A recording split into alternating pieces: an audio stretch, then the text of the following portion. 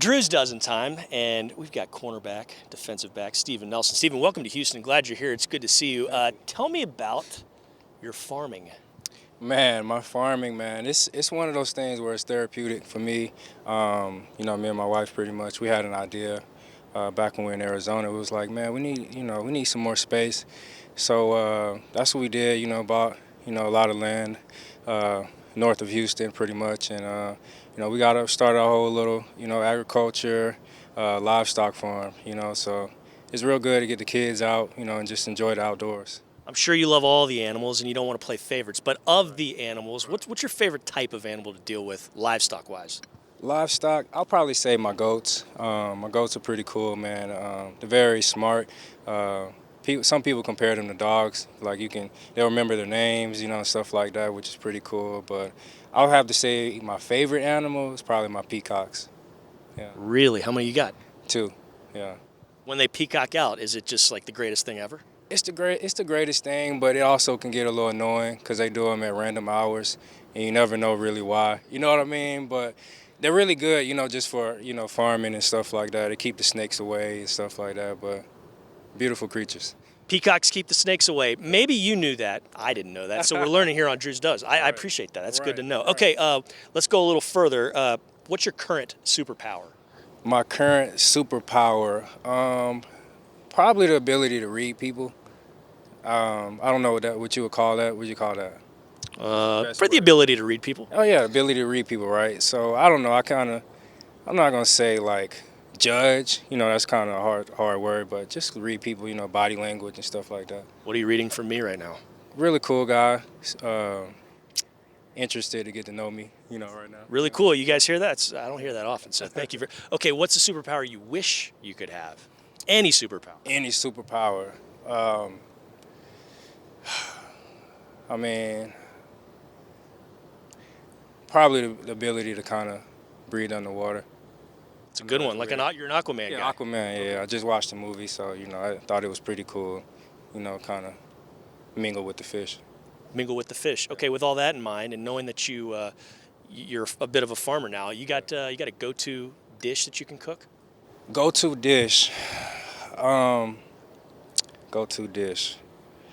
I'm a pasta guy, so kind of like an Italian sausage type of dish, you know what I mean? A little spice, herbs from the garden, you know what I mean? A little parsley in there, a little bit, basil, red spaghetti sauce. You're a fast dude. Let's say you're on the 4x100 team and it's only Texans. You're on it. Who are the other 3 guys on it with you?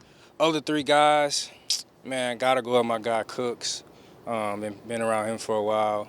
Gotta go with Dorsett. Been playing against him for a while. And a 3rd guy, I gotta bring somebody else along on defense. Let me see, man. God. So you've balanced it out. You're obviously a defensive back. You've got two defense and 2 offense. You got Philip Dorsett.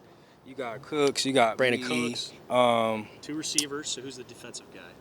I'm probably gonna go with J.O. I think he can run a little bit. Jonathan Owens. Yeah, I think he can run a little bit for right now. I haven't too much seen the rookies, but I know down the line we'll get to see them.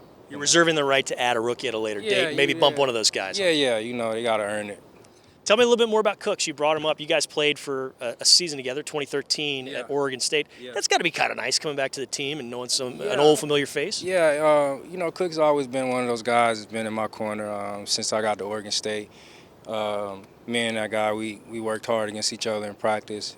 Kind of showed me the way of, showed me how to be a pro early. He's always kind of had that ability to kind of influence people with his work ethic. Being around him, being back in the building kind of brings back some old memories. Do you find yourself doing that? I mean, you've been around the league for a little bit now. Do you find yourself kind of imparting a bit of knowledge, wisdom on some of the younger guys? Most definitely, man. Any type of advice that I can always give on the field or off the field, these guys come in with a million questions, and I've obviously been through, majority of the things that they ask about, more of, just being a big brother type of figure to them and, just trying to help them out. Speaking of advice, football advice, non-football advice, what's the worst advice you've ever been given? Can you remember that? Man, I ain't gonna say no names, put nobody on the spot, man. But worst advice, I believe it had to be my rookie year, and we had some older guys, and man, they were always just going out partying. They tricked me one night, and we had like I don't know, a 9 a.m. practice in the morning, and they was like, "Yeah, Steve, come out. We're just gonna have a dinner." And then next thing you know, dinner turned into this, turned into an after party. And, bro, I just went to work so dead and just exhausted, bro. So that's the worst advice I could give. You needed that rest. You didn't You need need the. your rest, man. You know, I don't know how they was able to do it, but if I can give the rookies advice, get your rest. Get your rest in. That probably applies to non-football Everybody, players too. Everybody. Got to be at your best. All right, let's wrap this up. Who would you want, or which actor would you want to play you if there was a movie about your life? Which actor? I'll probably say Idris. What's his name? Idris. Idris Elba, Stringer Bell from The Wire. Yeah. He plays a numerous of roles, and I feel like he can kind of.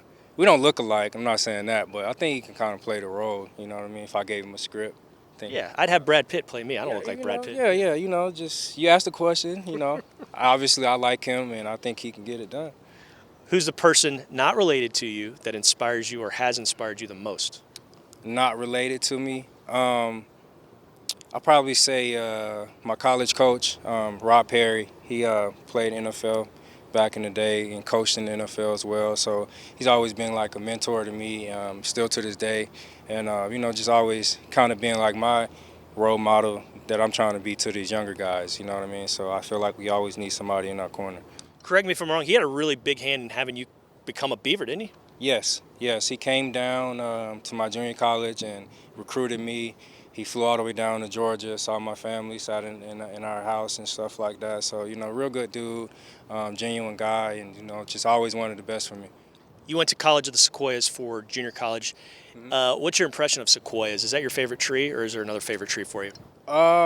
It's a great tree. But I don't know. I'm kind of into the oaks right now. I got a lot of oaks on my property right now, and it just, I don't know, something about them. They're majestic trees. That's the word. There we go. Let's end it on that note. It's been a majestic interview in my estimation because you've given the goods. So I appreciate it, Steven Nelson, and welcome to the Houston Texans. Thank you. I appreciate you. Thanks for watching. Subscribe to our channel and ring the bell to know when we post new content.